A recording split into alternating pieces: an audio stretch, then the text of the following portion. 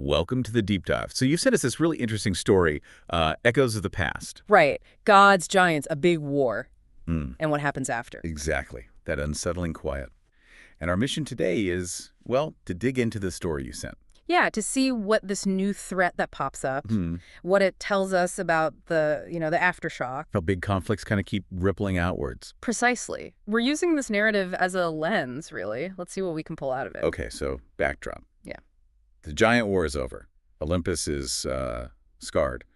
Seen better days. Definitely. And the mortals, they're jumpy, understandably. And our hero, Heron, he won, technically. Mm-hmm. But he feels off, restless. It's that classic situation, isn't it?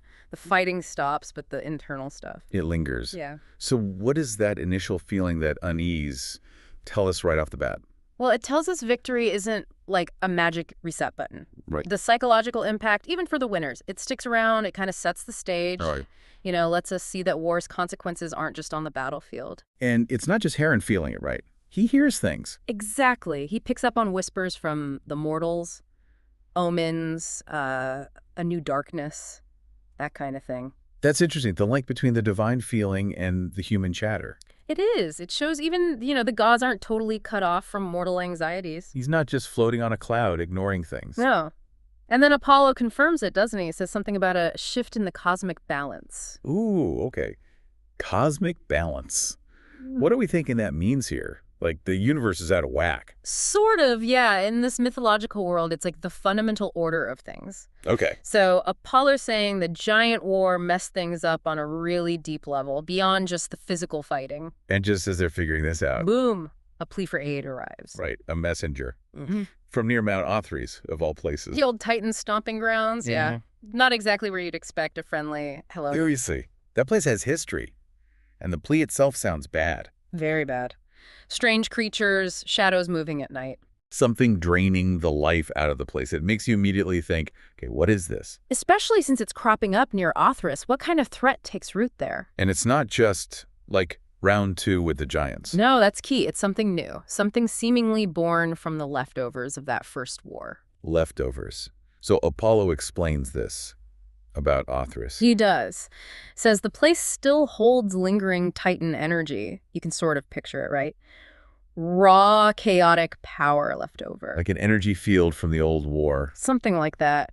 And it draws a clear line, doesn't it? Connects the past conflict directly to this new problem. So the land itself is still wounded, basically. Yeah. And now something's feeding on that old wound. Seems like it. And when Heron and Apollo actually travel there, the feeling changes. Yeah, it goes from just talk to. You feel it. This heavy, desolate landscape. The description paints a picture, right? Withered land, palpable fear. You can almost taste the negativity. What does that say, you think? About big conflicts affecting the actual environment. Well, it hammers home that the damage isn't just, political or social. It can scar the land itself, maybe even create conditions for new trouble to brew. And the villagers confirm this, connecting it back again. Mm-hmm. They say these shadows showed up after the giant war ended. Like the war itself was a beacon. Almost, yeah. Drawn to that Titan energy. As if the war created an opening or an attractor for something else. And these aren't just, I don't know, big scary beasts. They're different. Very different. The villagers say their warriors can't touch them. They're described as ethereal, sinister, life-draining. That's creepy. It is. It's a shift, isn't it? From brute force to something sneakier, more insidious. Preying on life force itself. Yeah. So what does that suggest about how threats can change? Well, it's just conflict evolves, maybe. The nature of the enemy isn't static. And the first fight they have proves this point, right? It does. Even with godly power, Heron and Apollo struggle. These shadows just keep coming. Endless almost. Yeah. And no clear source. Exactly. No big bad guy standing there directing them, which, naturally, leads them to think. We got to find the source, the heart of this thing. Which means going into Othrys, into the ruins. Ugh. You could just imagine those dark corridors, the cold getting deeper. Yeah, it builds the suspense, sure. But it also underlines they're walking right into the deep past. A place soaked in old, dangerous power. Not exactly a friendly historical site. Definitely not. And deep inside, that's where they find it. The crystal, pulsating. Yeah. That's a huge moment, isn't it? The tangible source. You can practically see the connection. This crystal feeding off the leftover Titan juice, powering the shadows. It's a physical thing showing how the past is literally energizing the present threat. Not just an idea, but real energy. An aha moment, for sure. But then, twist. Yeah, the story throws a curveball, a Titan appears, but not Not a normal Titan, warped, corrupted. Exactly. Described as a twisted echo of a Titan. Like the energy itself warped it. A perversion of the past, basically, given this horrible new life. And it says that chilling line. You cannot destroy what is eternal. The Titans will rise again. Okay, stakes just went way up. Oh, yeah. Suddenly, it's not just about shadows. It's about the potential return of this, like, ancient primal power. So the final fight kicks off. Yeah. Against this Titan, supercharged by the crystal. Intense, yeah.